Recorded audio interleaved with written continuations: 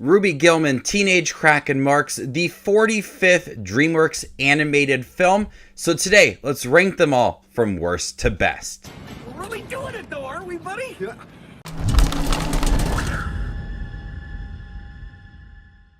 Coming in 45th place is B-Movie. This was a misfire of a film. The story makes no sense. The jokes are absolutely terrible. The route that they take, the story goes off into these really weird directions. The initial setup about the bees and Jerry Seinfeld, it's a decent setup, but the way that the film ended with the romance between the human and the bees and the lawyer sequences as well, it's just the end of it does not work and the movie is absolutely terrible. Coming at number 44 is Home. This story also doesn't really make a lot of sense, and they try to do all these little things with these aliens that are trying to capture these humans.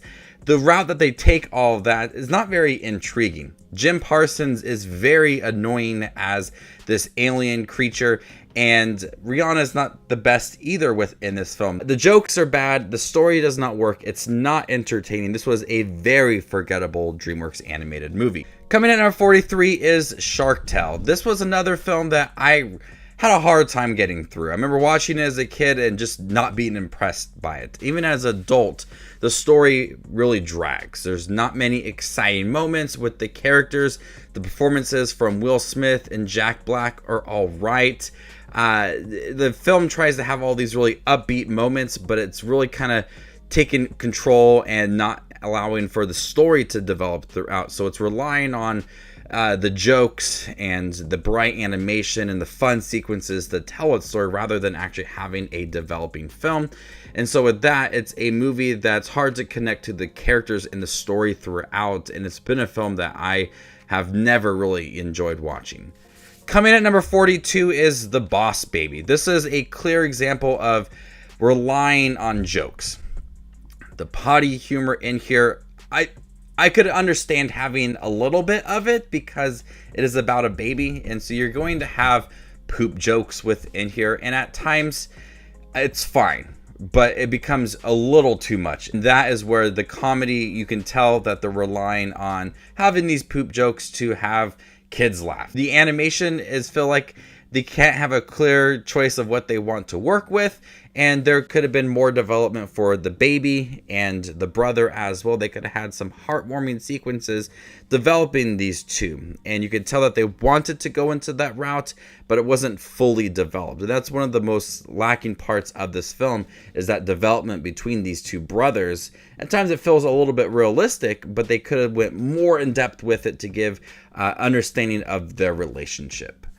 Coming in at number 41 is Turbo. I initially liked this film when I saw it in theaters, I think 2013, but after several rewatches, it dips lower on the list. Ryan Reynolds is fun as this snail that wants to race, and then he gets the abilities to go really fast, but that's about it. Like, there's no development for this character. The story is really thin. It drags significantly in the beginning of the film. And there are some exciting moments, especially coming towards the end with him racing and all of that. But there's really no story in here. There's no development for the story and the character throughout. It's really one note. It's a really thin story.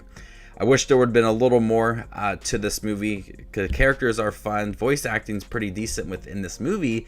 But there could have been so much more with this film, because it's got a fun premise and fun characters, but it just feels paper thin. Coming at number 40 is Monsters vs. Aliens. Another cool concept for a movie with a atmosphere that feels reminiscent to like the 50s and those big monster movies that they had. It's got a pretty fun voice cast in here, but you really don't get to know these characters too much. They all kind of grow together and they work together well as they become like heroes against these aliens, but you don't get to know them individually. And I feel like I should, and I want to know them more, because they are fun, likable characters in a fun atmosphere, a cool concept for a movie. It's got fun jokes, but it's lacking something, and that's its characters. Understanding them, their connection as well, and the threat from the aliens. It's really lacking too within this film, so you don't feel any sense of urgency. It's just a fun film, kind of moving along, showing their abilities and all of that, but that's about it for this movie. Coming at number 39 is Mr. Peabody and Sherman. This movie has got some great historical moments and fun characters of Peabody and Sherman. And as they go throughout different points in history and seeing these historical figures, the way that they move so fast throughout the story, it feels like it was more of a television series rather than a movie. And we're supposed to see all of it kind of get together at the end and feel like this urgent scene. It reminds me a lot of Bill and Ted's Excellent Adventure, how fast it did move, and you can't get time, you don't have time to get situated into one part of the movie because it does move very fast, and it's hard to adjust to the animation and the characters that are being introduced and the jokes as well, because it's got to jump back and forth so many times. And with its quick setup, it's hard to understand Peabody and Sherman and their relationship. It is fun when you see these historical figures and how they're different within this movie, but that's about it for Mr. Peabody and Sherman. Coming in at number 38 is Spirit Untamed. This was a film I actually was kind of looking forward to because I like the first Spirit movie, and this is vastly different than that movie. The animation, the story, the heart to the movie. This is like the Netflix series Spirit, where it's more geared towards a different audience rather than the first Spirit, where the first Spirit movie felt more grounded and realistic. This is a film that's trying to be more bubbly and lighthearted, and that's fine.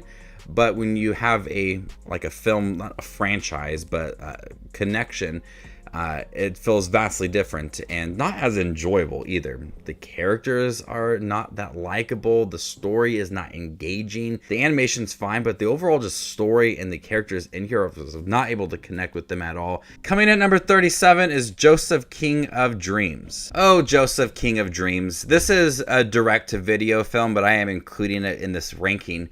I have bad memories of this movie. My mom bought this and Prince of Egypt when I was younger, and I had no interest watching it.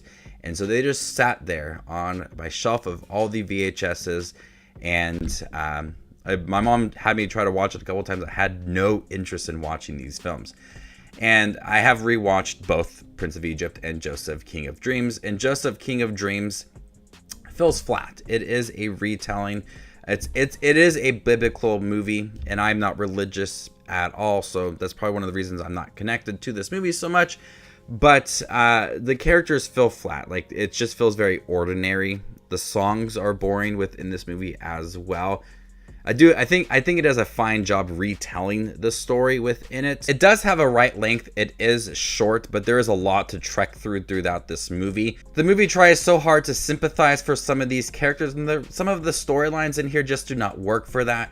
The animation's decent and the voice acting's fine as well, but it's never been a film that I've been moved by, and so it sits really low on the list. Coming in at number 36 is Flushed Away. Dreamworks did work with Aardman a couple times, Wallace and Gromit, and Flushed Away. I love the style to this movie. It's pretty zany at times and moves fairly quick. The voice acting is really good in here from Hugh Jackman and Ian McKellen and Kate Winslet. They provide a lot to these characters. Emotional moments, fun, zany moments as well. You got your typical potty humor because it's flushed away and deals with toilets throughout the movie. But the film does enough to make these characters likable throughout and have a fun story as well. Not as memorable as other DreamWorks animated films. I remember watching it one time as a kid, and I've watched all of these films a couple times because of ranking videos throughout the years, but it is a film that lacks really some depth for the characters and its story as well.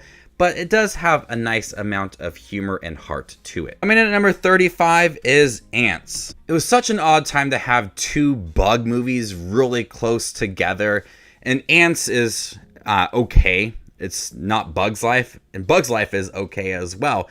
But this film has some really outdated animation. Themes are strong in here, but unfortunately that does not translate to a good film. I like the deeper themes of Z trying to find his part in life. It feels like it has a complex story, but it does not work with it throughout the movie. It feels like it's trying so hard to have these deeper themes and putting them on the screen, but they just can't translate that into the movie.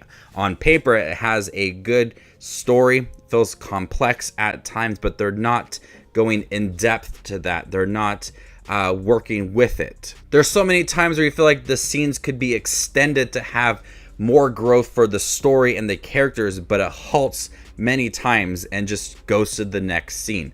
The animation's poor, the characters are fine, and overall it's just a movie that has not worked for me throughout the years, despite a strong story, but does not work throughout the movie. Coming in at number 34 is Shrek the Third.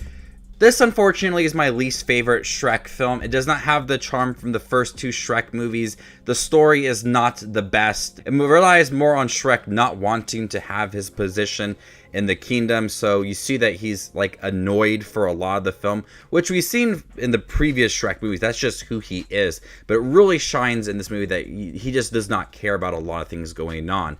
And we have to rely more on Justin Timberlake's character to kind of move the story forward.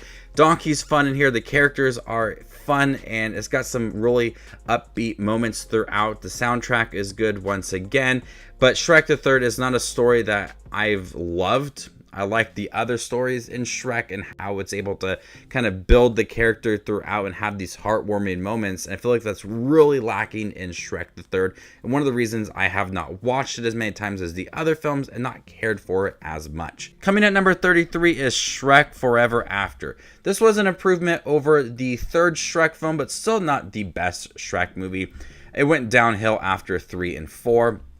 But at least there is moments of realization at the end of this movie and what his life is supposed to mean to him. It works for building this character throughout and seeing what actually is important to him, his family and friends. And I thought that was a nice touch to the end of the movie. Now, the rest of the film is pretty forgettable. The different routes they take for these characters, the different versions of them. It's fun at times. That's just about it for the characters. You feel like they're not the same as they used to be, so you're getting these different versions, and so it feels really out of place. It's supposed to have this meaning of what's important to him, and by having this change to it all, you're not getting the true Fiona or the true Donkey and Puss in Boots as well. So it feels like you're just relying on the normal Shrek in here and not all the other characters that have contributed a lot to the Shrek films. They're pretty absent within this movie. Coming at number 32 is Boss Baby Family Business. This is an improvement over the first Boss Baby, less potty humor and more of a developing story and more heart to it as well. I like the connections to the family in here and the growth for the brothers throughout. It's a fun story.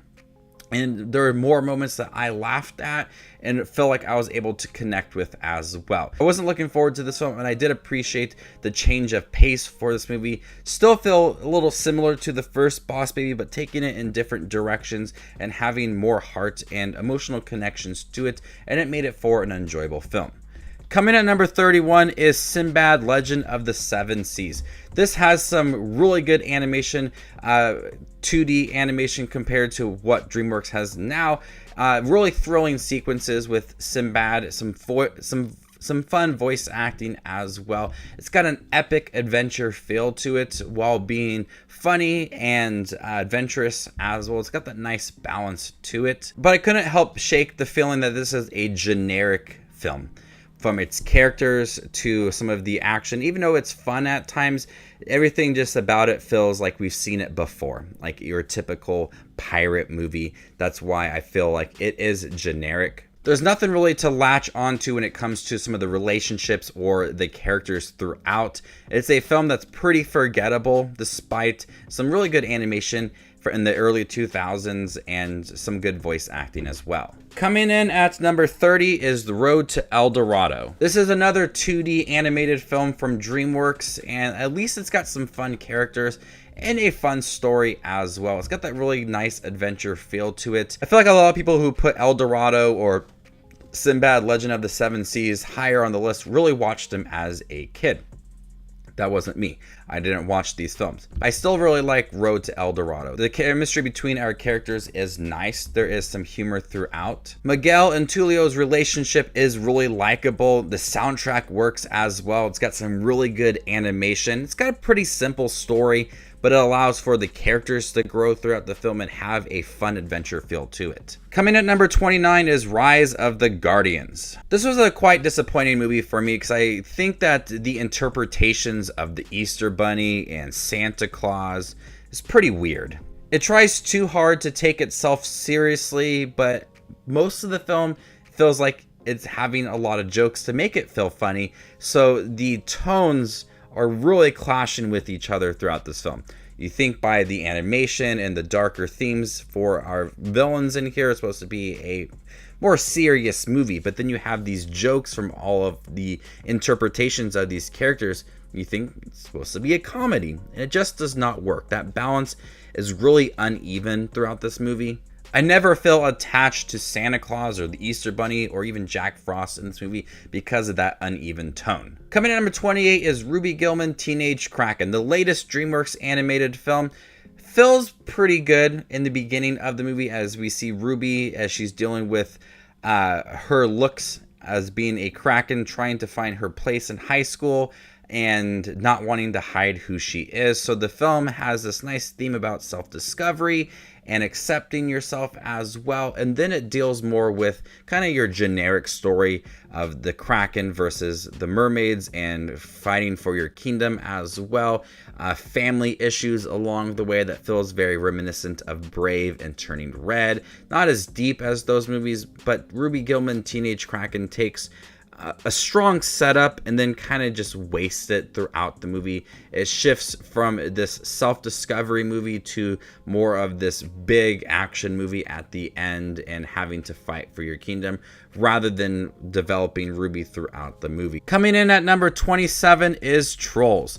The first Trolls film is very bright, vibrant, colorful, and I love that. The music is great. But the journey for Poppy and Branch, they wanted to develop the relationship between Poppy and Branch, but with the use of so many songs, it forgot to develop these characters throughout the movie. Other characters they wanted to grow relationships, the use of songs got in the way of developing the story. But I still left feeling happy throughout this movie. Coming in at number 26 is The Croods. The Croods has some really fun characters and a great family dynamic feel to it, but with its quick pace to it, I feel like it was more of episodes rather than an actual story. As the family embarks on a journey, they discover new parts of the world and different animals along the way, and different characters as well, like one voiced by Ryan Reynolds. And with its quick pace to it, it's hard to feel invested in some of the situations that the family goes through and the journey as well. And I do like the family dynamics in here. It does feel realistic for the time period that it's set in and showing like the average family dynamics set in that time period. It does work and adds for a lot of humor throughout, but the quick pace just feels like little mini shorts throughout, kind of all connected as one. Coming in at number 25 is Megamind. Will Ferrell, Brad Pitt, Jonah Hill, they all work in here. Fun villains, a different perspective on a villain story. It's easy to sympathize with this villain through funny flashback sequences and an over-top villain of Will Ferrell. Fun action movie. I love this movie when it was first released. It's got your average superhero story to it, and that's totally fine. The contrast between good and evil is strong throughout this movie, and the villains and heroes are likable as well. Bright animation, funny voice acting, and Megamind is a good time. Coming in number 24 is Madagascar 3. Not a strong conclusion to the Madagascar films. We did get penguins in Madagascar after this, but our main characters throughout this film, the film kind of just feels average and run down at times. The characters are still likable. I love these characters, and the Madagascar movies are some of my personal Dreamworks animated films, but this movie didn't have that strong conclusion that I expected from the Madagascar films and ending this trilogy to the movies. I think the over-reliance on new characters and challenging our 4 main characters throughout the film felt really lackluster. It had a strong setup, and positioning them into the circus environment was fun, and then seeing the other characters, even though I liked them and their stories, I think that many times I thought that the film would go in these different directions and having our characters accept new positions and all of that, but the way that the film ended, I just thought was pretty thin, despite some fun music and fun animation. Just an alright movie. Coming in at number 23 is Abominable. This was an adorable film that had some really beautiful animation, and it showcased the animation throughout with some really beautiful sequences with this Yeti named Everest. And I can recount the time I saw this in theaters thinking that it moves kind of slow, and they could have had some more exciting moments, because at times it does feel quite boring, despite a fun story and some beautiful animation throughout. The connection between our kids and the Yeti is pretty strong, and it forms this nice relationship. And you do feel that personal story of trying to return this Yeti to his family as well. And that works throughout this movie. I think they could have used a little more exciting moments, an upbeat approach to the movie, because there's many times where the film drags in the middle half as we are on this journey, but it does have beautiful animation and a personal story as well that works for these characters and grows the relationship and the urgency throughout this movie. Coming at number 22 is Captain Underpants. I loved reading the stories as a kid, and I think they did a great job translating this into a feature-length movie. Animation that works, that feels reminiscent of that story. The potty humor, the over-the-top characters, it's fun. It's not a story that I was moved by when I was a kid. I thought it was fun. I read it a few times, and I read its sequels. That's just kind of how I feel about the movie as well. It's fine. It's fun. It's enjoyable. Nothing groundbreaking. Nothing really thrilling. I've seen it a couple times, and that's about it. And that's okay. I have it fine. I'm fine with where it sits. It's not going to be a film that I'm going to be absolutely moved by. It's got potty humor. The fun characters are here. The voice acting is good as well. It's got some great jokes from Captain Underpants. Coming in number 21 is Spirit. This is a beautiful animation with a really good score in here and a realistic story of the horses, and just a lot of story with no dialogue. So you're able to feel connected to a very genuine, grounded approach to the movie. There are some really good themes in here and some heightened. There are some really good themes in here and some emotional moments as well. There are some really stunning sequences and some emotional moments as well. It's not a film I watched a lot as a kid. I saw it a couple of times. I really do appreciate it as an adult, the deeper themes of being free and the animals being protected as well, and the horse's perspective. Really beautiful throughout this movie. Coming in number 20 is Over the Hedge. I really liked this movie as a kid. Got some fun characters, quirky characters as well, as they all kind of come together to help Bruce Willis's character, this raccoon, throughout. Steve Carell as the squirrel is very nutty. It's really funny. But as this raccoon is fooling these other characters, you have moments that challenge this raccoon and watch him grow.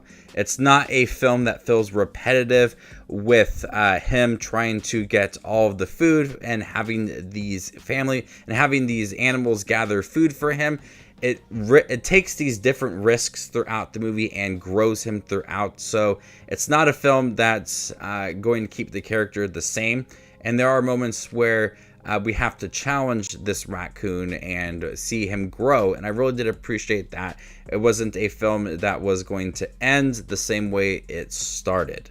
Coming in number 19 is Trolls World Tour. This really has a strong message that everybody's different, but we can all be connected. And I thought that worked so well within this movie.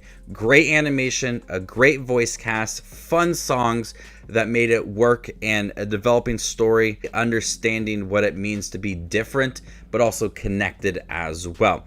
I think Branch really took a step back in this movie, which was disappointing, but you still feel like there was a genuine connection between Poppy and Branch throughout this film. And the different trolls throughout were really exciting, and see the different music appear throughout the film. It really showcases everybody's different music style and how it can be exciting in different ways, but we all kind of come together and appreciate music as well. And that was a highlight of this movie. Coming number 18 is Wallace and Gromit. The British humor in here is hilarious. Wallace and Gromit are very likable characters. Their pairing is endearing. A lot of horror references that are pretty funny as well. The story is good. The stop motion animation from Aardman works with Dreamworks style of storytelling. It's an exciting movie with some fun story points to it, and the characters are still really likable within this movie. It's got a pretty simple story, but it's really able to respect the characters and the references, and it's got a simple story, but it relies on the fun pairing of the characters, the references, the beautiful stop motion animation, and just really whimsical, charming moments throughout the movie. Coming in at number 17 is the Croods New Age, another sequel that was better than its predecessor. Croods New Age introduced a new family, so you see them struggle to grow as a family, but also accept a new age of characters, and watching these two families compete with each other and the differences between them was pretty funny at times. The characters go off in all these different directions, and you see that the characters are same, but there are a lot of differences between the two, and seeing them rely off of each other and their differences was a pretty strong message throughout this film. But seeing them separated and their counterparts in the movie added for a lot of humor throughout, and some fun sequences with the Croods and the new family as well. Coming in at number 16 is Chicken Run. I can't believe we're actually getting a sequel to Chicken Run after so many years. But Chicken Run is able to balance a lot, having some deeper moments in here, having some deeper moments with like the prison escape, and then you got some humor as well. Really different personalities to the chickens and characters throughout the movie.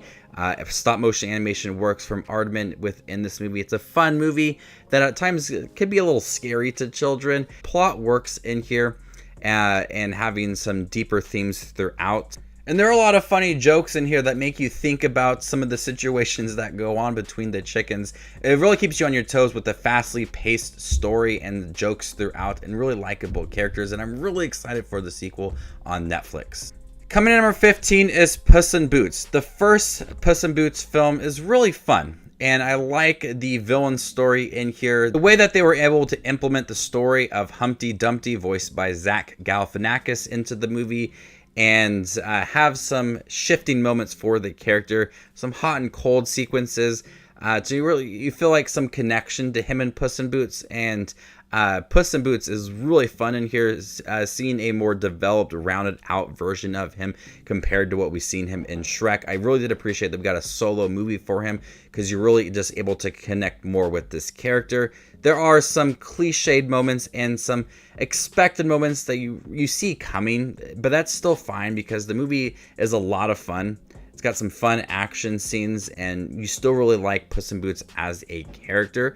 At times the story is average, but it still relies on the charm of the character and the jokes throughout to make this a fun movie. Coming in at number 14 is Madagascar: Escape to Africa. I like that this film took it to a new environment, as we see our characters encounter animals of their own species, and then having some personal emotional touches to them as well. A fun soundtrack too. I remember watching this movie when it was released and being pretty impressed with the songs choice throughout the movie.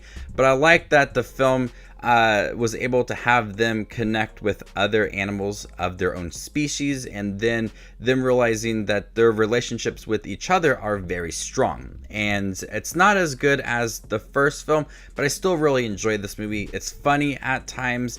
The characters are still really zany and over the top, but you still feel that relationships are very strong. And the new environment and having more of the animals throughout the film gave us some new characters that were fun and challenged the relationships of our four main New Yorkers within the movie. Coming in at number 13 is Penguins of Madagascar. This is a really exciting film. I like the fun jokes and the name drops of celebrities as they relate to some of the animals within this film. The penguins are still fun.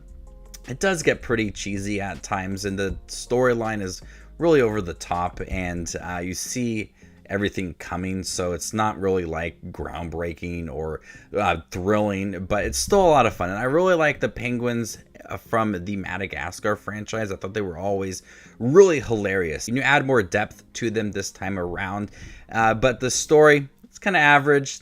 The other characters are average, but it's still a lot of fun. And I saw this movie on a date back when it was released. That was my wife's and I first date, was seeing Penguins of Madagascar, so I hold it very close to my heart.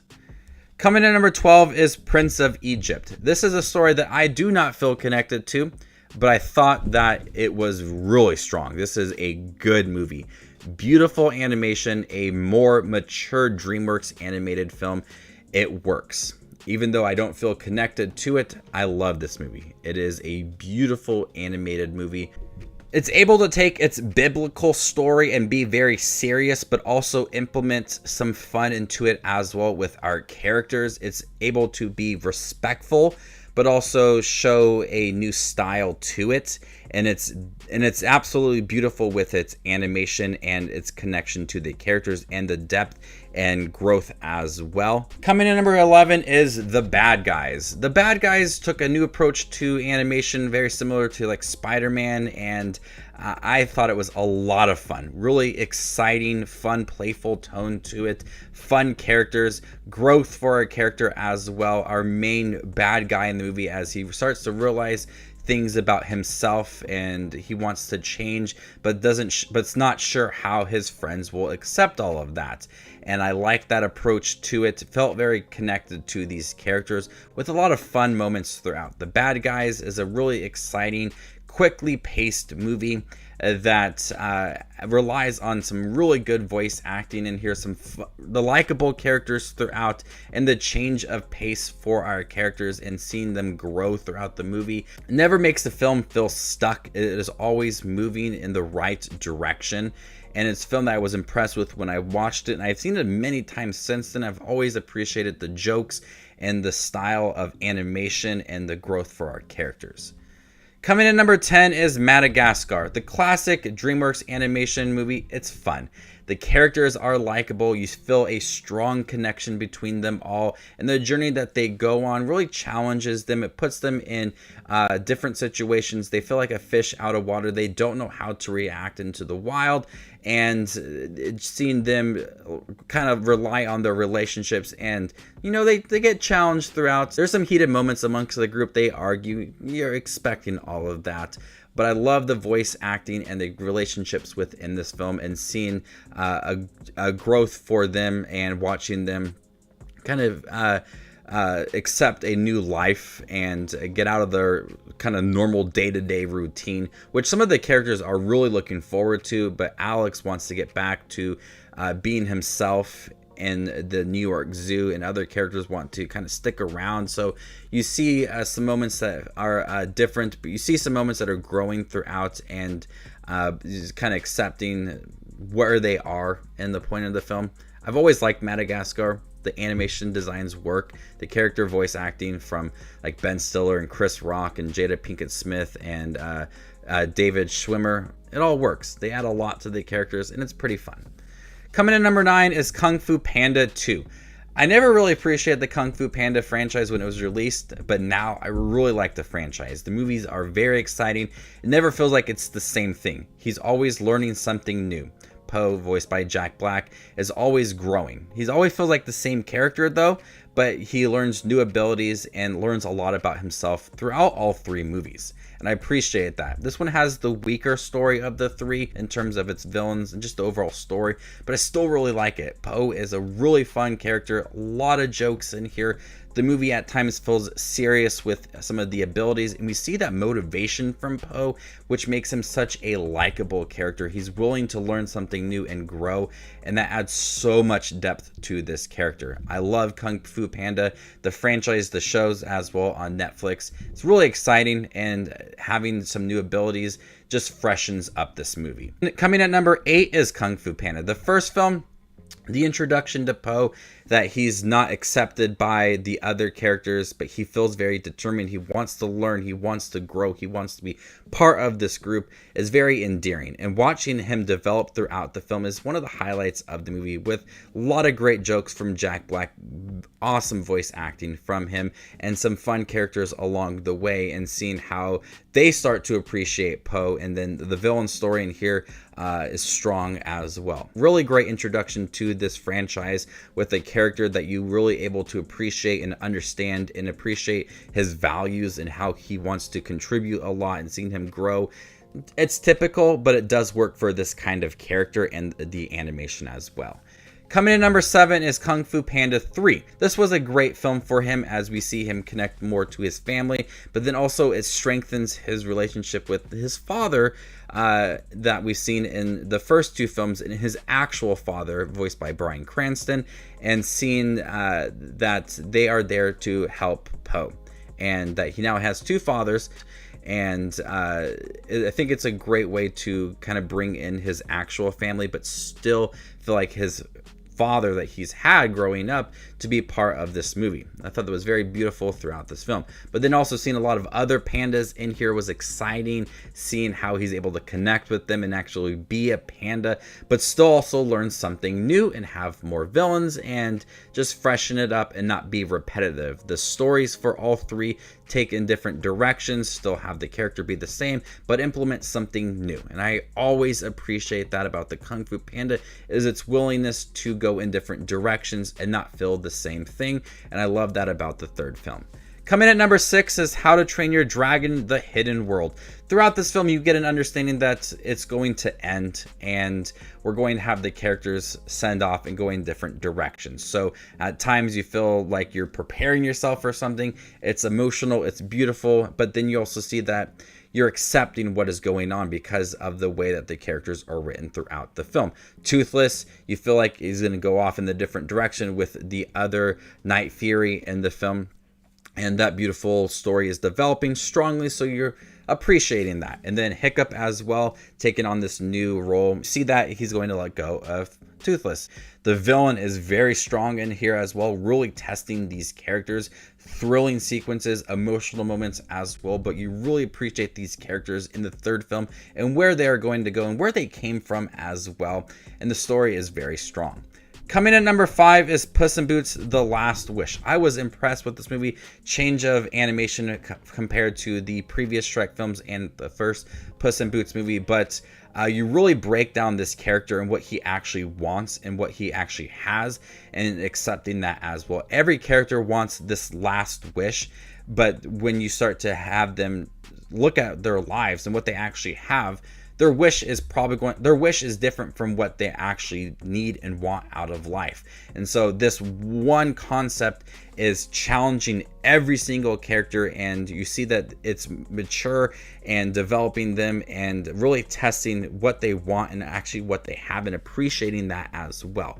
And that's a beautiful approach to this movie as we strengthen not only our main character but our side characters as well, and growing them and only strengthening and growing them as well, mixed in with a really intimidating villain and some fun voice acting and side characters as well.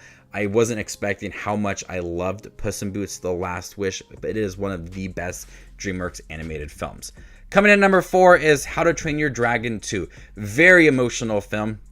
And we see a more development and understanding of Hiccup and Toothless relationship, also connecting Hiccup's relationship with his mother and his father, and having some strong, very emotional moments with this movie. And then epic big dragons in here, and the relationships between our human characters and the dragons as well is only strengthened in this movie. And you see that everybody has a strong bond with their dragon, but then it gets very big and massive and thrilling as well. It never forgets the relationships throughout the movie and how strong they are.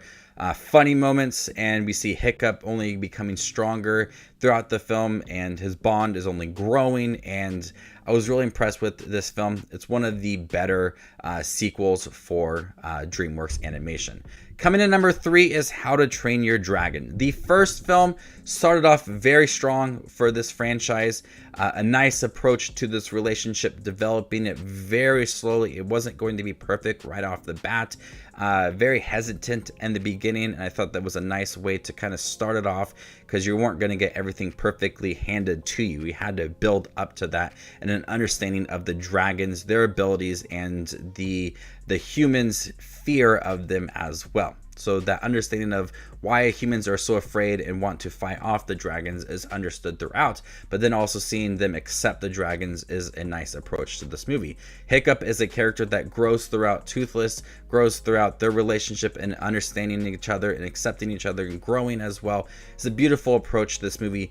Very personal, very slowly paced movie, but that is a nice way to develop the characters and the story as well. Beautiful animation, very serious at times, very fun, balancing it throughout, and this is one of the best DreamWorks animated films. Coming in number 2 is Shrek 2. The sequel is so fun. Really great soundtrack, and growing the relationship between Fiona and Shrek, and then also introducing the parents.